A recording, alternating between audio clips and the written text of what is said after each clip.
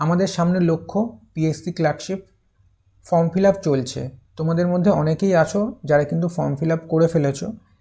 কেউ যদি এখনও পর্যন্ত ফর্ম ফিল আপ না করে থাকো, অবশ্যই কিন্তু আজ বা কালকের মধ্যে ফর্ম ফিল আপ করে নাও, আর কিন্তু দেরি করা উচিত হবে না। তাহলে আমাদের ফর্ম ফিল আপ হয়ে গেছে এবং আমরা আমাদের প্রিপারেশন কিন্তু আস্তে আস্তে শুরু করে দিয়েছি। প্রিপারেশনটাকে একটা ডাইরেকশন দিতে তোমাদের একটা টার্গেট আমি দেব যে কবে 2023 সালের প্রিলিমস পরীক্ষা হতে পারে।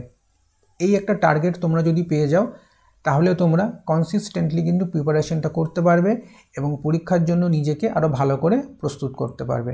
এবং সেই কারণেই কিন্তু আজকের এই ডিসকাশন। তো চলো আমরা দেখে নিই যে 2023 সালের প্রিলিমস কবে হতে পারে। এক্স্যাক্ট ডেট আমরা কিন্তু কিছু জানি না, কিন্তু 2019 সালের পরীক্ষা কবে হয়েছিল তার একটা টাইম লাইন থেকে আমরা ধারণা করতে পারবো যে 2023 সালের পরীক্ষা কবে হবে এবং প্রিলিমস, মেন্স, টাইপিং টেস্ট এর মাঝে কতটা সময় আমরা পাবো। সবার প্রথমে দেখো 2019 সালে যে পরীক্ষাটা হয়েছিল তার নোটিফিকেশান কিন্তু বেরিয়েছিল ফেব্রুয়ারি মাসে। 2019 সালে ফেব্রুয়ারি মাসে নোটিফিকেশান বেরোলো, তারপরে ফর্ম ফিল আপ চললো এবং প্রিলিমস পরীক্ষা হয়েছিল কিন্তু 2020 সালে। 2020 সালে জানুয়ারি মাসে কিন্তু প্রিলিমস পরীক্ষা হয়। তারপরে প্রিলিমসের রেজাল্ট বেরোয়, রেজাল্ট বেরিয়ে 2020 সালেরই ডিসেম্বর মাসে কিন্তু মেন্স পরীক্ষা হয়েছিল এবং এটা হয়েছিল ডিসেম্বরের ফার্স্ট উইকে। সেই সময় দুটো ইম্পর্টেন্ট মেন্স পরীক্ষা ছিল, একটা ছিল পিএসসি ক্লার্কশিপ এবং আইসিডিএস সুপারভাইজার মেন্স। দুটো পরীক্ষার মাঝে কিন্তু 7 দিনের মতন গ্যাপ ছিল এবং এর মাঝামাঝি একটা সময়ে আগস্ট মাস নাগাদ বা জুলাই মাসের শেষের দিকে কিন্তু প্রিলিমসের রেজাল্ট বেরোয় এবং 2020 সালের ডিসেম্বর মাসে কিন্তু মেন্স পরীক্ষা হয়। এবারে এই সময়টা তোমরা জানো যে পুরোটাই করোনা পিরিয়ড ছিল এবং মেন্স পরীক্ষা যেহেতু রিটেন হয় সেখানে বাংলা ডেসক্রিপটিভ থাকে, ইংলিশ ডেসক্রিপটিভ থাকে, রিটেন খাতা দেখতে হয় টিচারদের এবং প্রায় 1 লাখ পরীক্ষার্থী ছিল, প্রায় 1 লাখের একটু কম পরীক্ষার্থী ছিল মেন্সের। তো সেই কারণে 2020 সালে ডিসেম্বর মাসে পরীক্ষা হওয়ার পর মেন্সের রেজাল্ট বেরোয় কবে?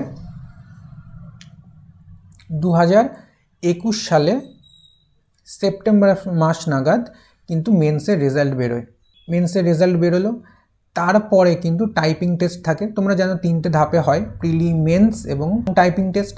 তাহলে 2021 সালে সেপ্টেম্বর মাসে মেন্সের রেজাল্ট বেরোলো, তারপরে টাইপিং টেস্ট হয়। যারা কোয়ালিফাই করে তাদের টাইপিং টেস্ট হয় কিন্তু 2022 সালের মার্চ মাসে।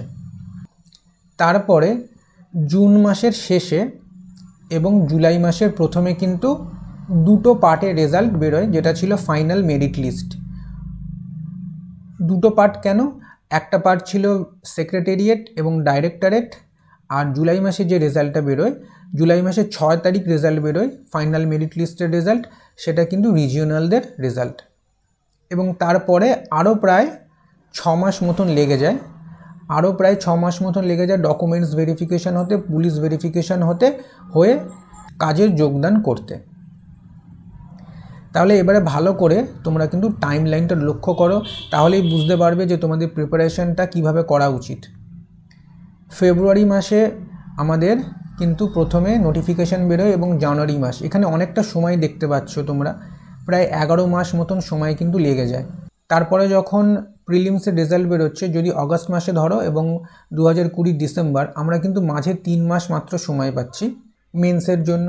মেন্স পরীক্ষা হয়ে গেল এবং তারপরে মেন্সের পরে টাইপিং টেস্টের জন্য কিন্তু আরও প্রায় 4 মাস মতন সময় পেয়েছিলাম।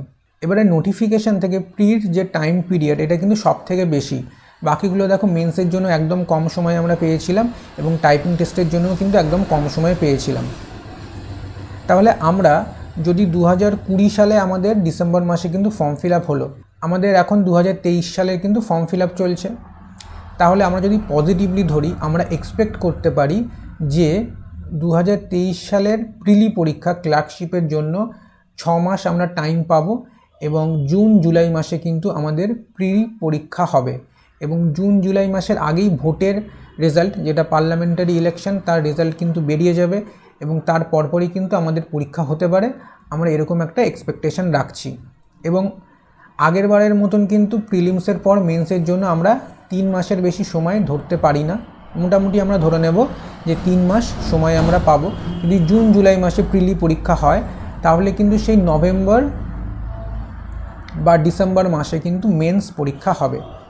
তাহলে যারা এই পরীক্ষাটায় চাকরি পেতে চাও তাদের কিন্তু মেন্সের প্রস্তুতি এখন থেকেই অল্প অল্প করে করতে হবে, খুব বেশি কিন্তু করার দরকার নেই। তোমরা মেন্সের জন্য এখন কিভাবে করবে, তোমরা মেন্সের জন্য এখন শুধুমাত্র নিউজ পেপারটা পড়ো, যে কোনো নিউজ পেপার তোমরা পড়তে পারো। আমি বলবো যে ইন্ডিয়ান এক্সপ্রেস তোমরা পড়তে পারো ইংলিশের জন্য ইন্ডিয়ান এক্সপ্রেস নিউজ পেপার পড়বে, এবং বাংলার জন্য আনন্দবাজার পত্রিকাটার সম্পাদকীয় ভাগটা পড়ো এবং ইন্ডিয়ান এক্সপ্রেসের কিন্তু এডিটোরিয়াল পার্টটা পড়ো। এইটুকু তোমরা করতে থাকো, দেখবে যে তোমাদের মেন্সের জন্য প্রিপারেশন অনেকটাই এগিয়ে থাকবে। নিউজ পেপার পড়লে সেখান থেকে রিপোর্ট রাইটিংয়ে সুবিধা হবে, এছাড়াও কিন্তু ট্রান্সলেশনেও তোমরা সুবিধা পাবে এবং প্রেসিস রাইটিংয়েও তোমরা সুবিধা পাবে। তো নিউজ পেপার রিডিংটা কিন্তু এখন থেকে ডেলি করো, বেশি সময় দিতে হবে না, অন্তত 15 মিনিট করে সময় দাও এবং নিউজ পেপার পড়ো। এবং নিউজ পেপার পড়লে কিন্তু ভোকাবুলারিটাও বাড়বে। তাহলে আমরা এক্সপেক্ট করছি যে জুন জুলাই মাসে প্রিলিমস হবে, আমাদের হাতে সময় রয়েছে মাত্র 6 মাস, তারপরে নভেম্বর ডিসেম্বর নাগাদ কিন্তু মেন্স পরীক্ষা হবে, তার জন্য সময় রয়েছে 3 মাস। এবারে মেন্সের রেজাল্ট বেরোতে কিন্তু বেশ কিছুটা সময় লাগবে, সেটাও ধরে নাও 6 থেকে 8 মাস কিন্তু সময় লাগবে, কারণ রিটেন পরীক্ষা হবে, খাতা দেখতে হবে ম্যানুয়ালি, তো সময় লেগে যাবে। তাহলে 2025 সালের মাঝামাঝি কিন্তু মেন্সের রেজাল্ট বেরোবে, এবং তারপরে আরও 3 মাস কিন্তু সময় লাগবে টাইপিং টেস্টের জন্য, এবং টাইপিং টেস্ট হতে হতে কিন্তু মোটামুটি 2026 সালের প্রথমের দিকে টাইপিং টেস্ট হয়ে যাবে, এবং 2026 সালের মাঝামাঝিতেই কিন্তু তোমরা হাতে চাকরিটা পেয়ে যাবে। দেখো, তোমাদের এখানে মনে হতে পারে যে 2023 সালের শেষের দিকে ফর্ম ফিল আপ হলো, 2024 প্লাস 2025 2 বছর লেগে যাচ্ছে, অনেকটা বড় সময়। দেখো, এটাই কিন্তু বাস্তব ঘটনা।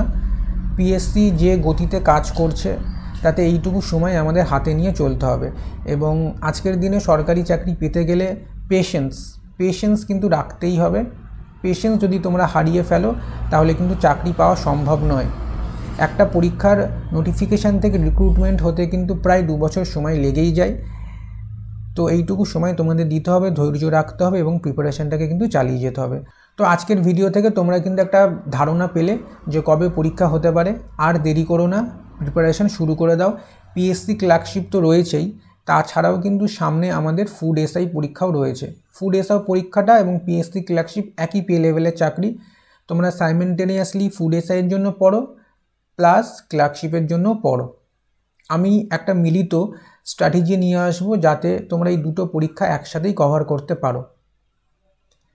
আর আমাদের চ্যানেলে কিন্তু ক্লার্কশিপের PYQ মানে প্রিভিয়াস ইয়ার কোশ্চেন পেপার এবং ফুড এসআইয়েরও কিন্তু PYQ অলরেডি সলভ করা রয়েছে। আমি ডেসক্রিপশন বক্সে লিঙ্ক দিয়ে থাকবো, তোমরা ভিডিওটা দেখে না থাকলে কিন্তু ভিডিওটা দেখে নিও, এবং তোমাদের প্রিপারেশানে এই ভিডিওগুলো কিন্তু যথেষ্ট হেল্প করবে। তো খুব তাড়াতাড়ি দেখা হচ্ছে নতুন একটা ভিডিও নিয়ে। Till then, God bless, take care.